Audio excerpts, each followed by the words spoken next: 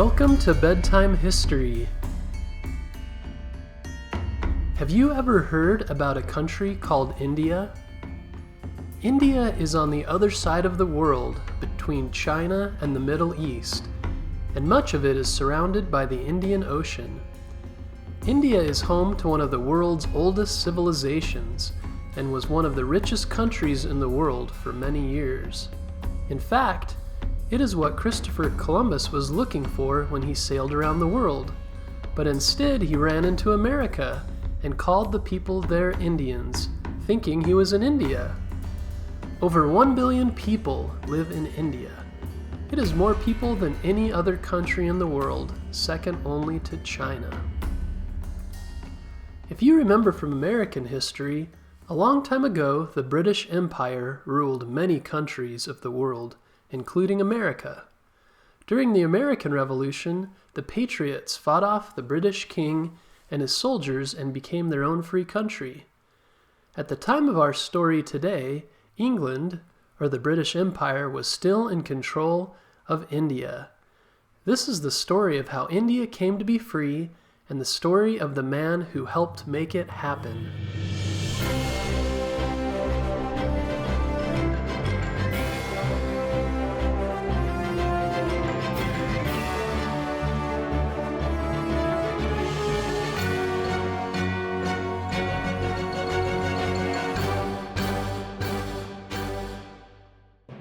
In 1869, in the city of Porbandar, India, a boy named Mahatma Gandhi was born in a small home to a simple family. The Gandhis were good people. The father was a leader in the city, and his mother was a very religious woman. She taught her children to pray and read scriptures such as the Bhagavad Gita, the Vedas, and some texts from the Bible and Quran. The Gandhis were Hindu, so they believed in not drinking wine or eating meat. Gandhi's mother also taught him to fast, which means going without food. She believed it gave them strength and self-control. When Mohandas was little, he was very playful and sometimes liked to cause trouble. Often he would chase down dogs and twist their ears. He also loved to listen to classic Indian stories, such as the stories of Shravan and Harishchandra, which were epic tales about virtue and adventure. These stories taught good principles and made Mohandas want to be a good person. At age 9, Mohandas started school and there learned math, history, language, and geography. He was just an okay student and was pretty shy and had trouble speaking. This made him very nervous when he had to speak in front of his class, but he did like books and learning. In India, at that time, people got married very young. Mohandas was 13 when he married a girl named Kasturba. Also in India, the parents pick out who they should marry. When Kasturba was 17, they had their first baby, but sadly she didn't live very long. The same year, Mohandas also lost his father, so it was a very hard time for him. But later, Mohandas and Kasturba had 4 more children, so it made them very happy to be parents. Next, Gandhi decided to travel to London, the capital of the British Empire, to go to college to become a lawyer. A lawyer is someone who helps others work with the law, the rules that keep a country in order. Gandhi's parents were worried while he was there he wouldn't live his religion, that he would eat meat and drink alcohol and not live a good life. But when he left, he promised them he would stay faithful no matter what. And Gandhi did live up to his word. He stayed strong in his Hindu religion while he was away from home. This is called commitment and dedication to something you believe in. Gandhi learned a lot about the English people while he was in London. He had always been shy, and at first it was hard at school, but instead of giving up, he joined a group that taught him how to speak louder and more clearly, and with lots of practice, he became a very good speaker. After finishing college, Gandhi got a job working for a shipping company in South Africa. At this time, the British Empire also ruled South Africa. In South Africa, Gandhi was treated badly because he was from India. Once when he was on a train, they didn't let him sit with other people. They picked him up and threw him off the train. Gandhi was so upset by this, he refused to leave the train station until they let him on the next train. This is called a protest, where you wait somewhere and won't move until you get your way. Finally, they let Gandhi back on the train. Many times he was treated badly because he was from India. He started to think England shouldn't be in control of his country anymore. When Gandhi moved back to India, he was determined to do everything to make India a free country. He began speaking and writing about what the Indian people would need to do to become free. But Gandhi was a peaceful person and didn't believe in hurting others to become free. Instead, they would peacefully protest and use civil disobedience, which means finding other ways to become free besides fighting and violence. One thing England did to control India was tax the things they bought. This meant charging extra for food and clothes and keeping the money.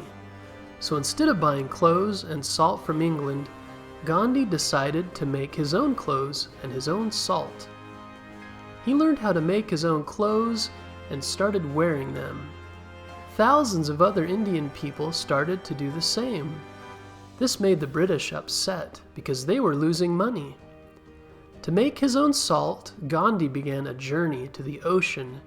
He walked over 200 miles to make salt. People all over India followed him and did the same.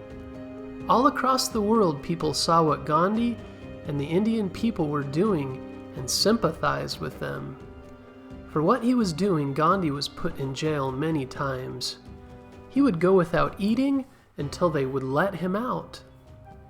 What Gandhi was doing was very difficult, but he was sacrificing for the country and people he loved.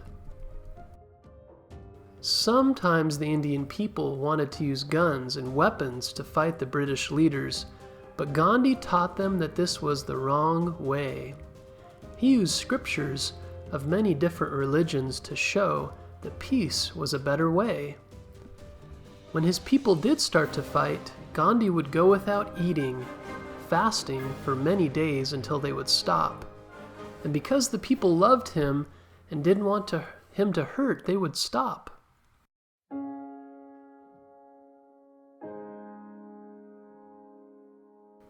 Eventually, England let India become free.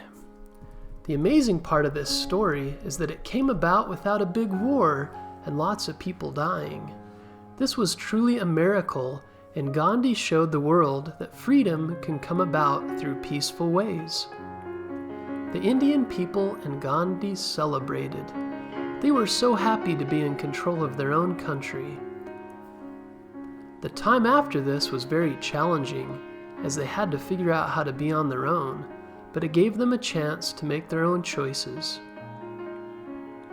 Not long after India became free, Gandhi passed away, but his mission was complete, and the Indian people and people all across the world will remember him as someone who loved his people and gave his life for them.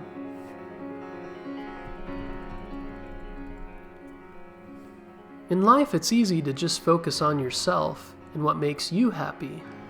It's natural for us to want to take care of ourselves, which is important to some degree. But giving of ourselves to help others is also very important. It's important to share and to think about what makes others happy. Tonight, spend some more time thinking about what makes people around you happy, and then do something about it. Next time you have a treat, think about how happy it would make others if they could taste it too. If you are playing with a toy or a game, think about how your brother or sister or friend might enjoy playing with it. Gandhi believed in being peaceful. Next time someone wants to fight with you or argue, think about a more peaceful way you can deal with the problem. You never know, in the end, someone who you think is an enemy may become your friend.